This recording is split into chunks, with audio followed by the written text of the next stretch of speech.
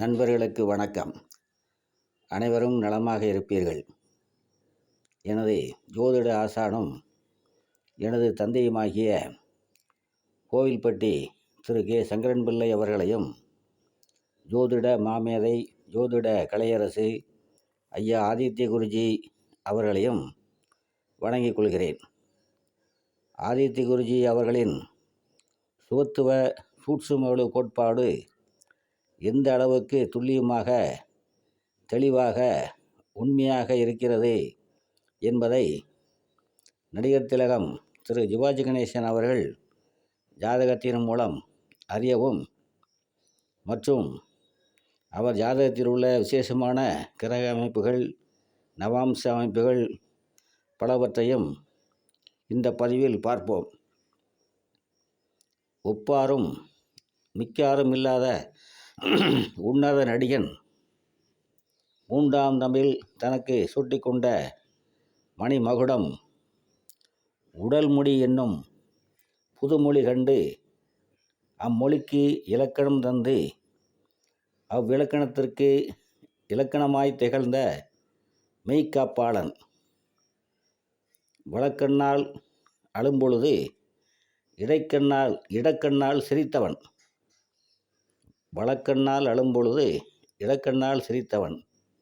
மூவினத்து சொற்களையும் 3000 பாகங்களோடு உச்சரித்தவன்.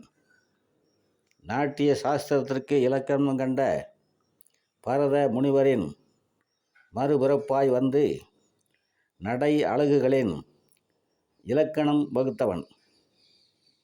கண்ணதாசனின் வரிகளில் சொல்வதானால், 7 கடல் சூழ புவியில் 8வதாய் வந்த கலைக்கடல். இத்தனை பெருமைக்கும் உரிய நடிகர் திலகம் சிவாஜி கணேசன் அவர்களின் ஜாதகம் கலைத்துறையில் அவரது வெற்றிக்கும், அரசியல் வாழ்க்கையில் அவரது தோல்விக்கும் எவ்வாறு காரணமாயிருந்தது என்று பார்ப்போம். திரு சிவாஜி கணேசன் அவர்கள் 1/10/1928 28ஆம் ஆண்டு மாலை 4:23 மணியளவில் விழுப்புரத்தில் பிறந்துள்ளார். ஜென்ம லக்கணம் கும்பம். 3இல் வியாழன் சந்திரன், 4இல் ராகு, 5இல் செவ்வாய், 8இல் சூரியன், 9இல் சுக்கிரன் புதன், 10இல் சனி கேது. கிரகம் இருக்கின்ற பாதசாரம் விவரம். சதயம் 3இல் லக்கணம். ஹஸ்தம் 2இல் சூரியன், அஸ்வினி 4இல் சந்திரன், சுவாதி 2இல் புதன், சுவாதி 1இல் சுக்கிரன், மிருகசீரிஷம் 4இல் செவ்வாய், பரணி 1இல் வியாழன், கேட்டை 2இல் சனி, ரோஹிணி 1இல் ராகு, அனுசம் 3இல் கேது. இது கிரக பாதசார அமைப்பாகும். அஸ்வினி நட்சத்திரத்தில் பிறந்தவருக்கு கேது திசை இருப்பு 1 வருடம் 20 நாட்கள். இந்த ஜாதகப்படி லக்கணத்துக்கு 10இல் சனி இருப்பதும், 4ஆம் இடத்திற்கு 2இல் செவ்வாயும், செவ்வாய்க்கு 4ஆம் இடத்திற்கு 7இல் சனியும் இருப்பதாலும் பாலபருவம், அதாவது சிறுவயது பருவம் மிகவும் சாதாரணமாக இருந்திருக்கின்றது. அதாவது இந்த ஜாதகப்படி லக்கணத்துக்கு 10இல் இருப்பதும், லக்னாதிபதி லக்கணத்துக்கு 10இல் இருப்பதும், 4ஆம் இடத்திற்கு 2இல் செவ்வாயும், 4ஆம் இடத்திற்கு 7இல் சனியும் இருப்பதாலும் பாலபருவம், அதாவது சிறுவயது பருவம் மிகவும் சாதாரணமாக இருந்திருக்கின்றது. ஆனால் லக்கணம் வர்க்கோத்தமாக இருந்து லக்னாதிபதி சனி 10வது வீட்டில் கேதுவுடன் இணைந்து சூட்சும வலுப்பெற்று இருப்பது பிற்காலத்தில் உச்சத்திற்கு கொண்டு சென்றுள்ளது.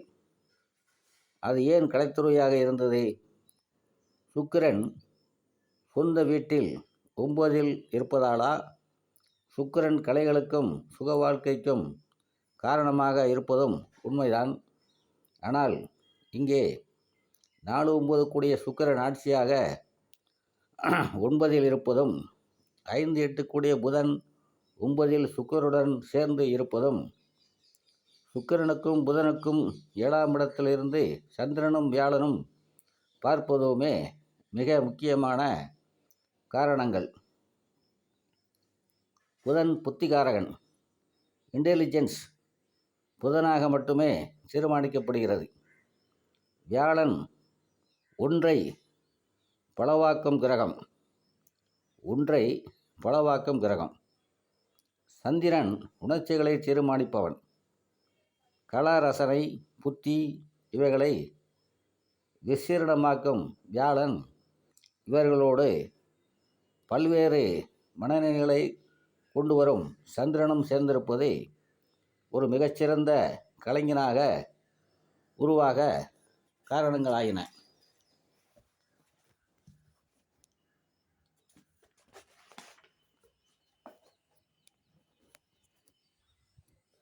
ஒன்று 10/1928 பிறந்த எல்லோருமே இப்படி இல்லையே, ஏன் ஒருவர் மட்டும் சிவாஜி கணேசன் ஆனார்?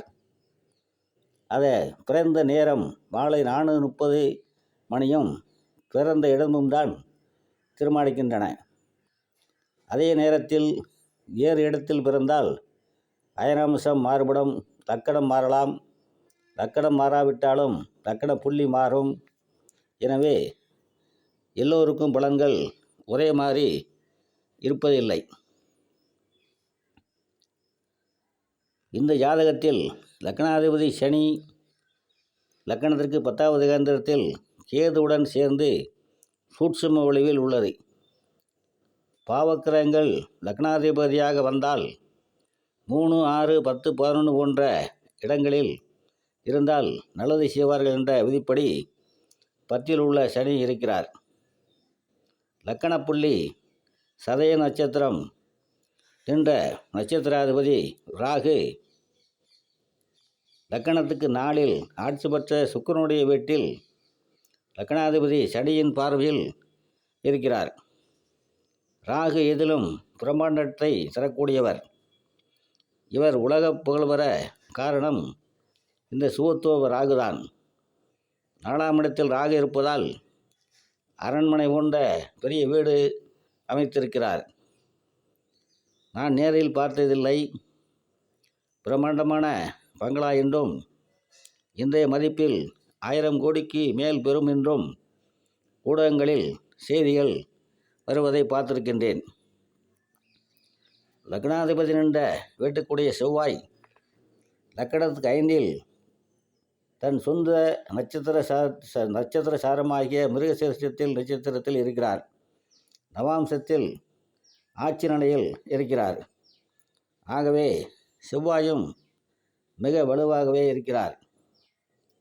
கேபி சிஸ்டம் என்று சொல்லக்கூடிய நட்சத்திர சார முறையில் பார்த்தாலும் கூட லக்கண நட்சத்திராதிபதி ராகுவாகி உப நட்சத்திராதிபதி சுக்கிரனாக வருகிறார். ஆகவே ராகுவும் சுக்கிரனும் லக்கணத்தோடு தொடர்பு கொண்டதால் கலைத்துறையில் பிரகாசமாக ஜொலித்தார் என்று சொல்லலாம். ஒரு நட்சத்திரத்தை லக்கணம் கடக்கும் பொழுது 53.20 நிமிடங்கள் ஆகின்றன. இதில் குறைந்தபட்சம் சூரியனுக்கு 3 நிமிடங்களும் அதிகபட்சம் சுக்கிரனுக்கு 10 நிமிடங்களும் உபநட்சத்திரங்களாக வருகின்றன. கேபி சிஸ்டம் அவருடைய ஆராய்ச்சி சரியானதுதான் என்றாலும் பிறந்த நேரம் சில நிமிடங்கள் மாறினாலும் பலன்களும் மாறக்கூடிய அமைப்பு உள்ளது. ஆகவே இந்த தசை நல்லது செய்யுமா அல்லது கெட்டது செய்யுமா என்று சொல்வதற்கு சுபத்துவ பாவத்துவ சூட்சும உலக கோட்பாடுகளே சிறந்தது என்பது என்னுடைய கருத்து.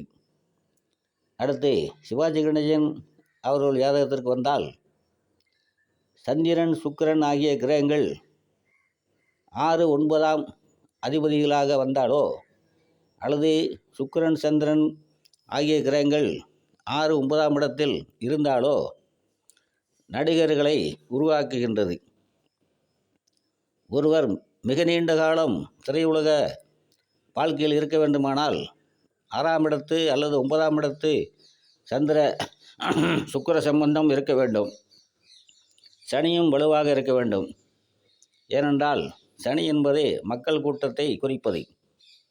சனி கடக விருச்சக மீனங்களில் இருக்க பிறந்தவர்கள் தங்களுக்கென்று பெரும் கூட்டத்தை சேர்ப்பார்கள். காந்தி, ஹிட்லர், நெப்போலியன் போன்ற பெருந்தலைவர்கள் எல்லோருமே சனி இந்த ஜலராசிகளில் இருக்கும்போதே பிறந்தவர்களே. 3ஆம் இடம் பிறரோடு நாம் கொள்ளும் தொடர்புகளை குறிப்பது.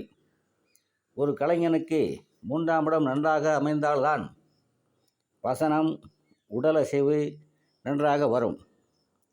கடைசியில் நடிப்பு என்பது போலி என்பது தெரிய வரும். இயக்குனர் கட் சொன்னவுடன் நடிப்பை நிறுத்திவிட்டு அந்த மனநிலையிலிருந்து வெளியே வர வேண்டும். இதற்கு 12ஆம் பாகவம் காரணம்.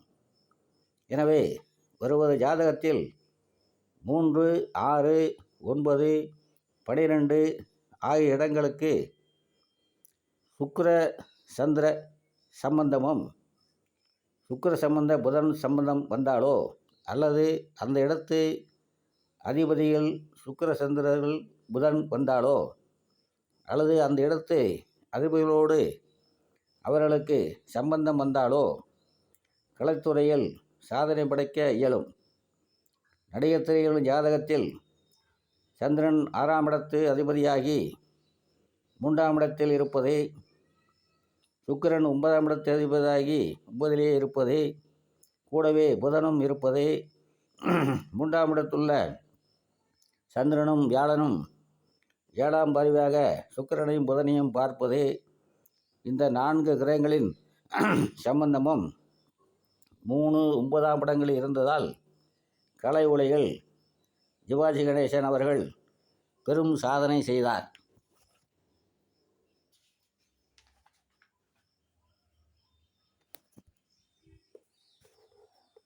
இன்னும் நுட்பமாக பார்க்க போனால் சந்திரன் நவாம்சத்தில் சொந்த வீட்டில் இருக்கிறார். இதுபோலவே சனியும் செவ்வாயும் சொந்த வீடுகளில் நவாம்சத்தில் இருக்கிறார்கள். சந்திரன் ஜென்ம லக்கணத்திற்கு 6க்குடையவன். செவ்வாய் 3, 10க்குடைய கிரகம். சனி லக்கணம் மற்றும் 12ஆம் பாவத்திற்கு உரியவர்கள். சுக்கிரன் நவாம்சத்தில் முதன்மை புஷ்கர நவாம்சமாகிய தனுசில் இருக்கிறார். புதனும் நண்பரான சனியுடன் நட்பு வீட்டில் இருக்கிறார். வியாழன் நட்பு வீடான சிம்மத்தில் இருக்கிறார். சூரியன் ரிஷபத்தில் பகை வீட்டில் இருக்கிறார்.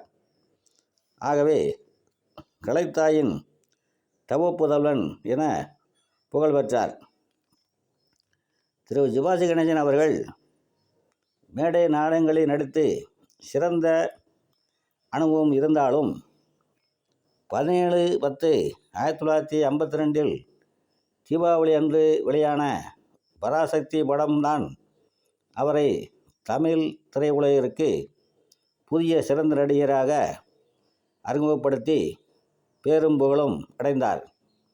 அப்போது அவருக்கு சூரிய தசையில் சனி புத்தி நடந்து கொண்டிருந்தது.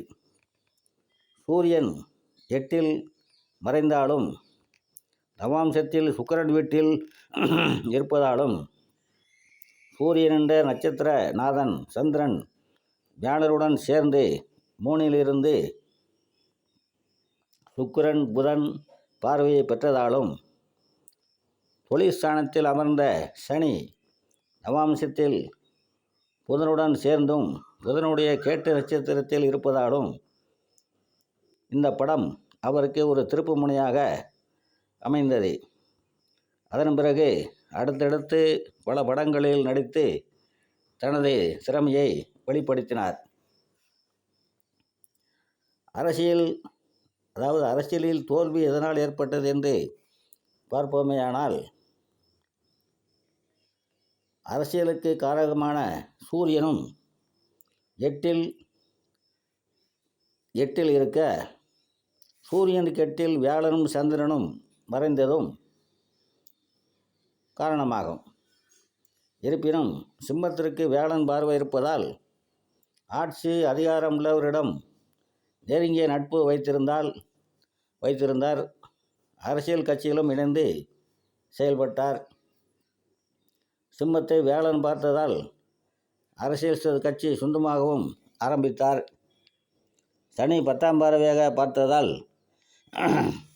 அரசியலில் தோல்வி ஏற்பட்டு கட்சியை கலைத்தார் என்று சொல்வதை விட காங்கிரஸில் இணைக்கிறேன் என்று தான் அவர் சொன்னதாக பத்திரிகையில் செய்தி வந்தது.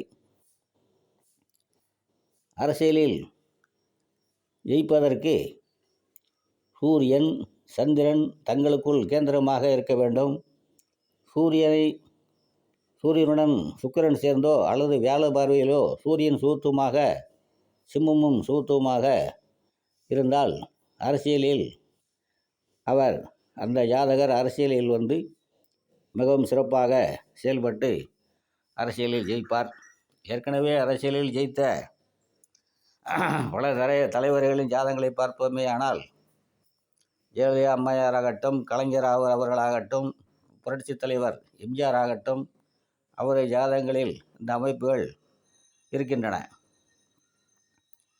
இப்பொழுது இது போதுமென்று கருதி இப்பதிவை நிறைவு செய்கின்றேன். மீண்டும் அடுத்த பதிவில் சந்திப்போம். எனது பதிவை பிடித்திருப்பவர்கள் லைக் செய்யவும், கமெண்ட் செய்யவும், நண்பர்களுக்கு ஷேர் செய்யவும், சப்ஸ்கிரைப் செய்யாதவர்கள் சப்ஸ்கிரைப் செய்யுமாறும் அன்போடு கேட்டுக்கொள்கிறேன். அனைவரும் நலமாக இருப்பீர்கள். வாழ்க வளமுடன்.